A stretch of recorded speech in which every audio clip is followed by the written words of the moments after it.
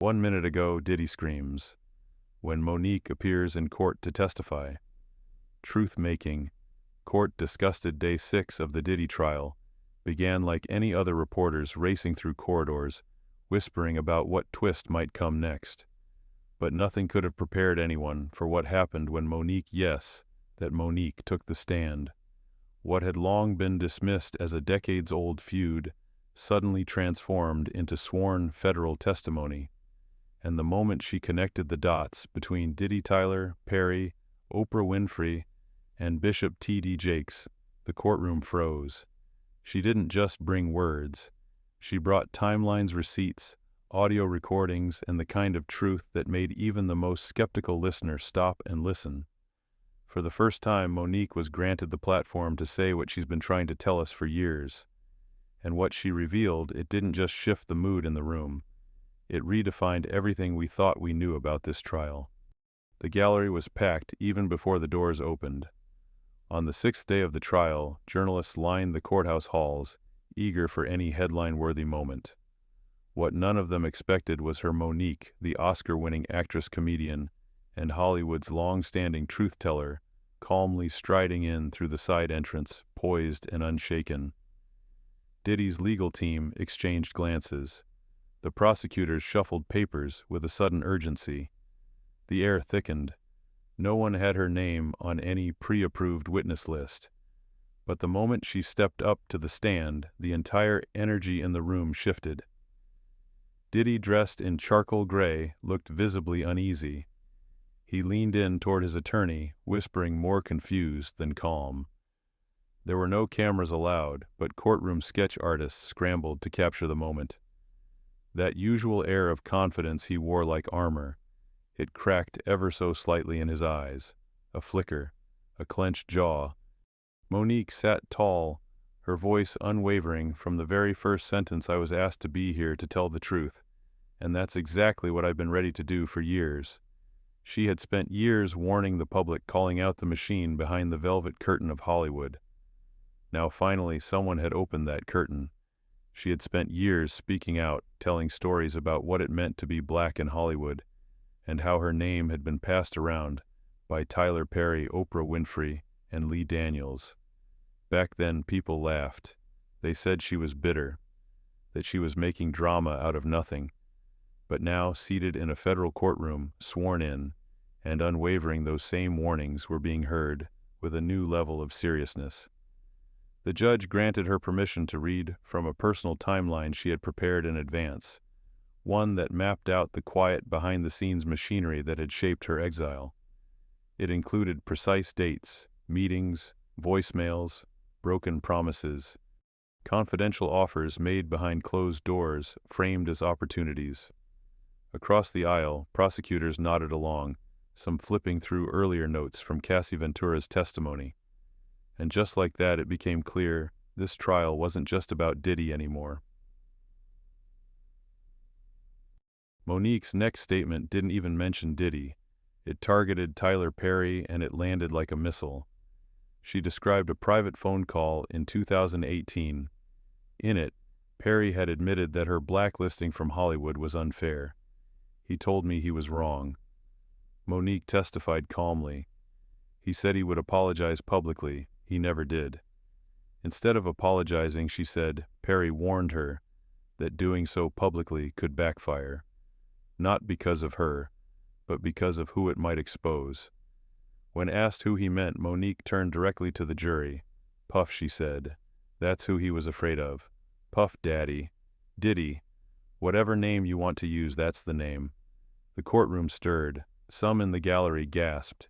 Even the prosecutors exchanged sharp glances. This wasn't a drama. This was a potential thread unraveling an industry-wide web of silence. Monique didn't stop there. She testified that Perry told her he couldn't take that risk, that too many people were locked into too many NDAs. Then she pulled out a printed transcript of a phone call. In it, Perry's words were chilling. There are things going on I can't be tied to publicly. We've all seen things at Puff's parties, things we're not supposed to talk about. The judge allowed the transcript into evidence, but held back the audio until it could be authenticated. But what made the moment truly seismic wasn't just the accusation, it was the dawning realization in the room Hollywood's inner circle might have known, and stayed silent not to protect victims, but to protect their brands. Diddy's defense team immediately objected, claiming Monique's testimony was speculative and lacked direct connection. But the prosecution countered and won. They argued successfully that her statements offered essential context, revealing how years of silence and image control may have shielded Diddy and enabled a pattern of abuse. Then came the moment that would make headlines. Monique took a steady breath, adjusted the microphone, and delivered the sentence that echoed through the courtroom. "I went to one of Diddy's parties, and I left because I saw something I wasn't supposed to see." She described the year 2006, the city Los Angeles. The invitation extended by a fellow actor, a friend who called it exclusive, a networking goldmine. Monique arrived at a sprawling estate in the Hollywood Hills. At the door, her phone was taken by staff. She was escorted inside. Soft R&B played in the background. Candles flickered, and slowly guests, men and women, were led into private back rooms. I remember a woman in high heels, a man wearing only a robe. And I remember one of Diddy's assistants saying, "It's all about the experience. You're safe if you sign the NDA." That was her breaking point. "That's when I left," she said. She never signed. And she never went back. What followed wasn't a confrontation, it was a quiet erasure. Monique told the court that her phone stopped ringing. Leading roles disappeared. Festival invitations dried up. She recalled overhearing a producer call her difficult, but deep down she always suspected it wasn't her attitude that cost her. It was that she left, and they noticed. The prosecution asked her directly, "Do you believe that what you witnessed that night was a common occurrence at Diddy's events?" She didn't hesitate. "Yes," she said. "I believe it was part of a system. And when I refused to play along, I was removed." Her words echoed the stories that had already surfaced, those of Cassie Ventura and others. The details aligned: candlelit rooms, hidden cameras, high-priced escorts presented as guests, luxury hotels disguised as networking venues, and an illusion of glamour covering something far more calculated.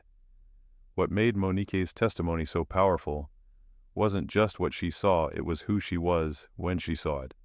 She wasn't a newcomer hoping for a role. She wasn't an assistant or anonymous extra.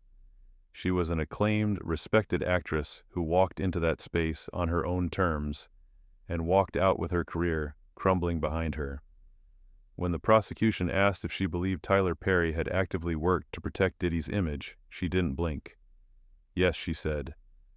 "And I believe it was part of a calculated effort, a coordinated strategy to keep the truth buried." Then she pointed to a very public moment, one most people had seen go viral. Tyler Perry smiling, handing over a $1 million check to Bishop T.D. Jakes' megachurch. The cameras rolled. The congregation applauded. "People called it a blessing," Monique said quietly, "but I saw it for what it really was, a transaction. That donation wasn't just charity, it was damage control." She continued. "The church served as cover, a shield, and men like Diddy used it to build alliances that made them look untouchable." Whispers broke out in the courtroom.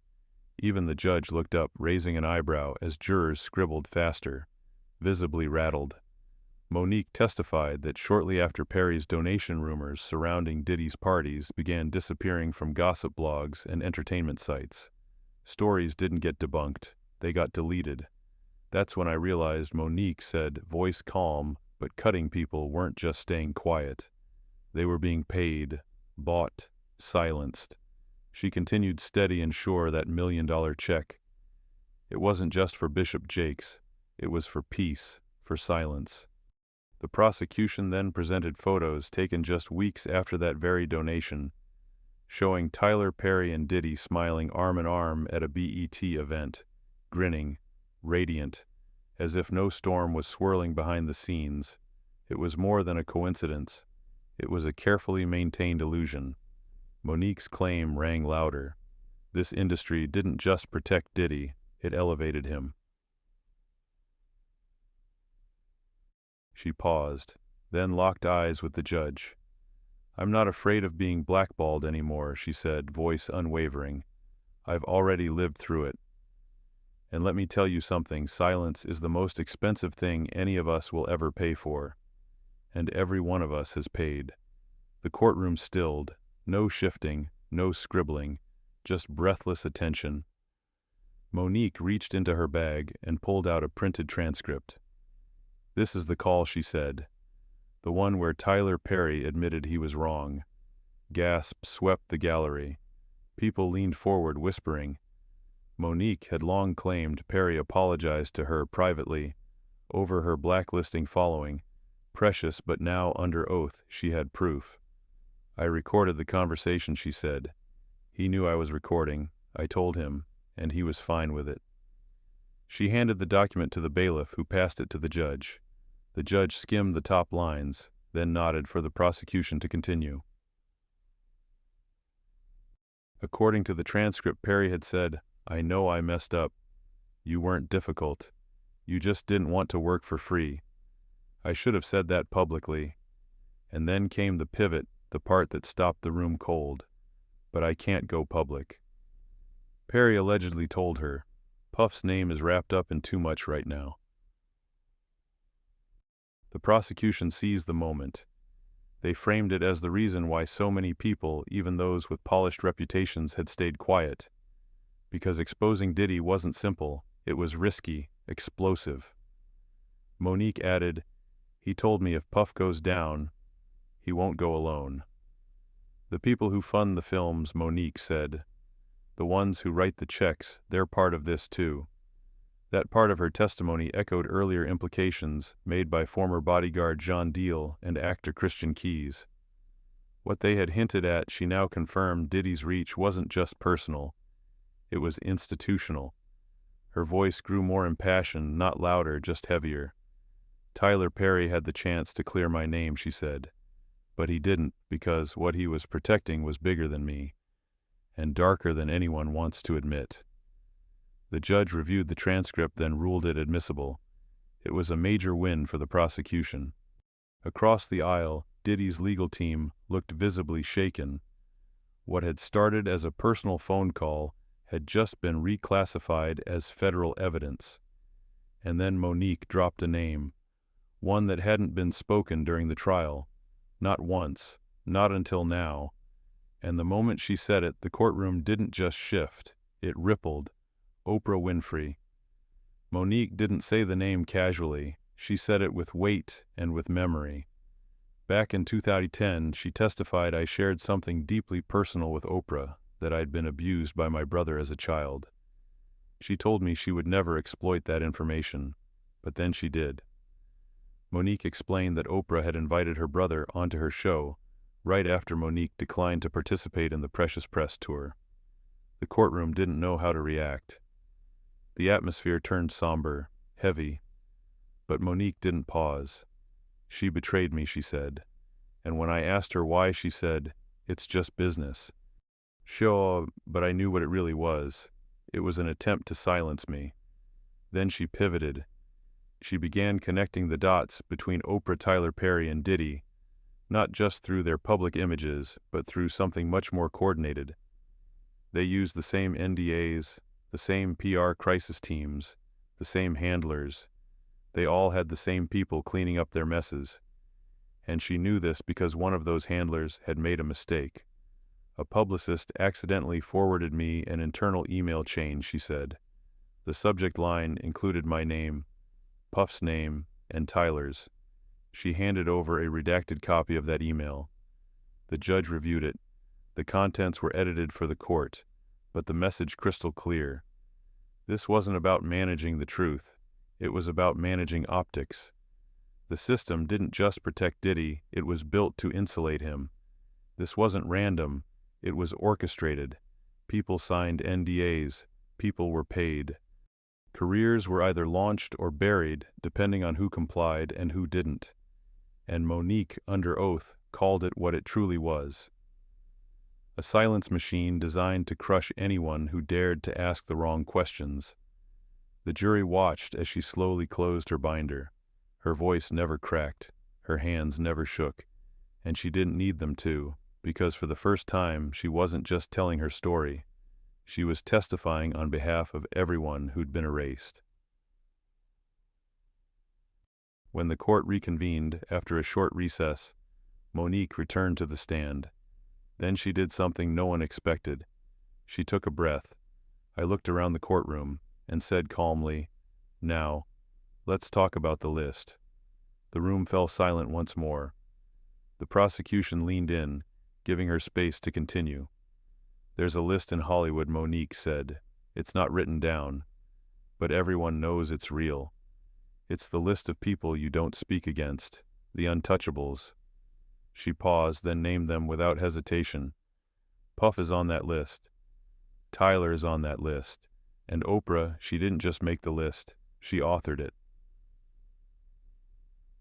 Monique explained that this wasn't a literal document, but a boundary. A powerful invisible line. The moment you speak up about one of these figures, even if you have proof you're branded difficult, crazy, or worse, a threat to the industry. She said she crossed that line in 2010 and she's been fighting to return ever since. The names she spoke weren't delivered with venom. They were offered with context as part of a larger system that punishes dissent and rewards obedience. "Doesn't it strike you as odd?" Monique asked, her voice steady but sharp. "How many people have worked with Diddy, Tyler, and Oprah and then just disappeared?" She pointed to actors who had breakout shows, major award seasons, and then were suddenly gone. Some of them didn't play along. Some of them said no. And some of them, her voice dropped, some of them saw things they were never supposed to see. The court granted permission for her to read a short redacted statement from a former actor, their identity withheld for protection. The testimony described a private retreat hosted by a powerful male filmmaker. Phones were confiscated, contracts were signed, and strange rituals took place behind closed doors. Monique never named Tyler Perry, but she didn't need to. She let the jury sit with the weight of implication. The judge reminded everyone that these were allegations, not confirmed facts. But the impact of Monique's words was undeniable. "This industry doesn't protect art," she said. "It protects secrets. And when you speak out, they don't just take your job. They take your reputation, your peace. And then they leave you trying to explain to the world, why does your phone never ring again?" When asked outright whether she believed Diddy played a role in sabotaging her career, Monique didn't hesitate. "At first, no," she said, "but eventually, yes." She explained it took years before she fully understood just how deep the retaliation ran. In the aftermath of the Precious Press Tour controversy, when the boycotts and smear campaigns began, she received a call. It was from a former junior executive at Revolt TV, the media company owned by Diddy. He told me she testified, and I quote, "You pissed off the wrong people. It's not just about Tyler and Oprah anymore. Puff doesn't like the noise either." That line made the courtroom shift. Jurors leaned forward. Even the gallery sat up straighter. Monique went on to explain what that call truly meant. According to the executive, Diddy had been approached by Tyler Perry's camp about future collaborations. It was a simple trade, she said. They wanted access to Puff's platforms, and I was in the way. She was no longer just a silenced voice. She was an obstacle, one they were prepared to remove. Monique testified that multiple meetings between Tyler Perry and Diddy took place behind closed doors, meetings she only learned about later through shared contacts in the industry. "They weren't talking about my talent," she said. "They were talking about me as a problem." Then the prosecution introduced a set of internal emails, communications between a public relations firm that had been simultaneously contracted by Revolt TV and Tyler Perry Studios. The subject: how to shape and manage the public narratives surrounding both Monique and Cassie Ventura.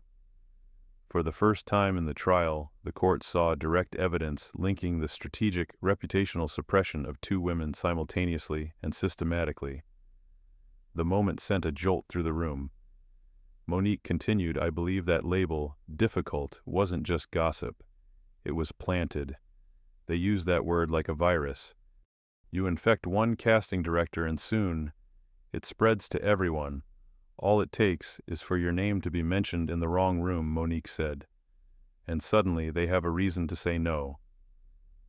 Then came the moment few have ever dared to speak under oath in Hollywood. I wasn't blackballed, she said, her voice firm. I was whiteballed by black people. People who looked like me. People are more afraid of losing their own place than doing what is right. She paused, then added, I didn't want to be here. Her tone shifted steady but heavy with exhaustion. But I needed to be. Because what they did to me, what they did to Cassie, what they're doing to young women and men in this industry right now, it won't stop until someone speaks into a mic louder than theirs. She explained that prosecutors had reached out 2 months earlier. And at first she said no. I told them I'm not reliving that. I'm not dragging my family, my trauma, my pain back into the spotlight. But then something changed. I saw Prince's footage. I saw Diddy yelling in court. I saw Cassie break down on the stand. That's when she said something inside her broke too. She called it a moment of spiritual clarity. I heard my grandmother's voice. She said, Baby, don't let them write your story when you're not in the room. And that's when I knew I had to show up. The final moments of Monique's testimony were nothing short of haunting. The prosecution leaned forward and asked one last question. Ms. Jackson, in your opinion, what is the root cause of this entire system of silence? She didn't hesitate. Fear, she said plainly. Everyone in this industry is afraid of losing jobs, afraid of losing deals, afraid of losing relevance, and most of all, afraid to tell the truth. Then she looked directly at the man seated at the defense table. Because people like Puff, like Tyler, and yes, like Oprah have made telling the truth far too expensive. The room frozen. She turned back to Diddy, voice, softer now but razor sharp. You thought no one would ever speak, that you built an empire too powerful to be challenged. But now you're the one sitting in silence. And I hope, this time, you hear us. As Monique stepped down from the witness stand courtroom, reporters would later describe what they saw: Diddy visibly shaken. His hands trembled. His lawyer whispered urgently, frustration in his tone. And the gallery. It didn't erupt in noise. It erupted in energy, the kind you feel in your chest when something bigger than testimony has just taken place. It was the moment the courtroom felt the tide turn. For over a decade, Monique had been dismissed, sidelined, labeled. But now she has become the most commanding voice in the entire trial. The atmosphere had been tense for days, layered with bombshells and whispers. But nothing prepared the room for what happened when Monique locked eyes with the defense team and softly spoke a name that had not been officially mentioned once in the first 5 days of proceedings: Tyler Perry. It wasn't shouted, it wasn't theatrical. It was quiet, measured, like someone had just removed a loaded weapon from a locked drawer and placed it on the table. You want to talk about power, she asked. You want to talk about silence. Then ask Mr. Perry why I was punished after refusing to work for free. And then look at who stood beside him at every red carpet after. At first the gallery gasped. There was confusion, even tension. Tyler Perry wasn't on trial. His name wasn't in the indictment. But Monique wasn't pointing at a crime, she was pointing at a culture, at a system. He never lifted a finger to help me, she said. But he made the calls to make sure no one else would. It was no longer about legality. It was about complicity. Ask the producers. Ask the agents. Ask Lee Daniels, Monique said, her voice cutting through the tension like a blade. She raised a folder, one that had yet to be formally introduced into evidence. I have call logs, she added, detailed ones. The defense immediately objected, but it was too late. The jury had already heard it. A name, a powerful one, a figure considered untouchable by many in the industry. And Monique wasn't done. I know who was at the parties, she said. I know which NDAs were enforced. I watched people sign them in front of me. I was told not to speak. And when I did, the work dried up. People told me, be grateful. You're lucky to even be here. Then came the moment that silenced even the prosecution. "I have the audio," she said calmly. The phone call where Tyler apologized, where he admitted everything. He said he was wrong, but he refused to say it publicly, said it would ruin everything. She looked forward, eyes locked, unwavering. "I'm done protecting men who never protected me." That single sentence hit harder than any document entered into evidence that week. Because at that moment, the trial wasn't just about Diddy anymore. It was about the entire power structure that had enabled him and kept others silent. A machine designed not to make stars, but to control them. Monique didn't just point a finger at Diddy, she pointed it at Hollywood itself. And for the first time in the trial, the jury didn't just look at the man seated at the defense table. They looked beyond him to everyone who helped build the silence around him, at the enablers, the protectors, the collaborators in suits and studios who made his power possible. Monique hadn't just testified against one man. She had put an entire system on trial.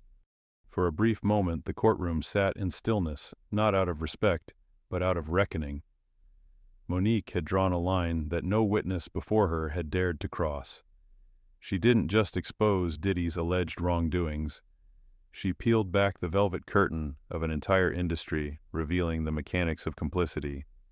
The handshake deals, the exchanged favors, the whispers behind closed doors that ended careers in broad daylight. She had brought the unseen into the light. The jury didn't just shift in their seats, they shifted perspective. Until now, Diddy had been the central figure of the case, the man under fire, the symbol of corruption. But after Monique's testimony, he became something else, a product of the system, a monster perhaps, but one manufactured, sustained, and protected by a well-oiled machine, built to consume in silence. "This is what they do," she said, steady as ever.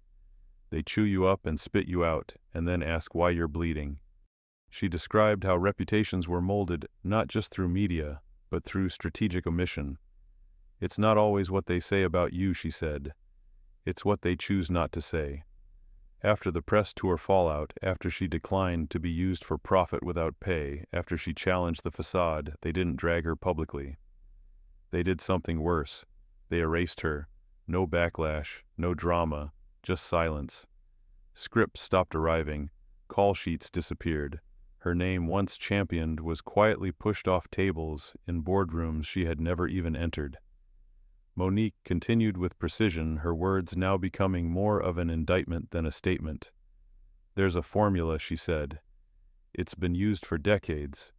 You brand someone as difficult, emotional, or ungrateful. Then you step back and let the narrative spread like wildfire." She spoke of other actors, men and women, who had one shining moment in the spotlight, then vanished without explanation. Some didn't play the game, she said. Some said no. Some saw too much, and like her, they paid a price most never recovered from. The prosecution let her words linger. No rush to interrupt. No need to embellish. The gallery was no longer scribbling notes, they were absorbing history. Then Monique returned to the core of her message. Hollywood isn't just telling stories, it's shaping silence. It's deciding who gets to exist. She described how the media PR agencies, talent managers, and executives formed an ecosystem, one designed to elevate the complaint and eliminate the inconvenience. And Diddy, she said, glancing toward the defense table, he's not the exception, he's the blueprint. The judge, typically stone-faced, now looked slightly shaken. Jurors scribbled with purpose. Even the court reporters' hands trembled as they transcribed her words. This wasn't just testimony. It was confession meets revolution, a voice rising after years of being forced to whisper. Monique paused, her voice quiet but unrelenting. They told me, "You're lucky to be here." But I was never lucky. I was qualified. I was powerful. And that scared them. So they erased me. And if I hadn't recorded that call, if I hadn't held on to my truth, I'd still be a ghost in rooms I helped build. She looked around the courtroom once more, this time addressing everyone. Not just the jury, not just the judge, not even the defense. She was speaking to the system. You made me quiet. You made me question my worth. You made me believe that telling the truth was career suicide, but I'm still here, and I'm not afraid of you anymore. A single tear rolled down her cheek, but she never broke. Not once. When she finally stepped down from the stand, the gallery didn't erupt. It shifted. You could feel it, a current in the air. Something had changed. Something permanent. Monique had done more than name names. She'd named the mechanism, and with that she gave the court and the world a target larger than any one man. Suddenly, Diddy wasn't just the defendant. He was the door. And Monique had just handed everyone the key.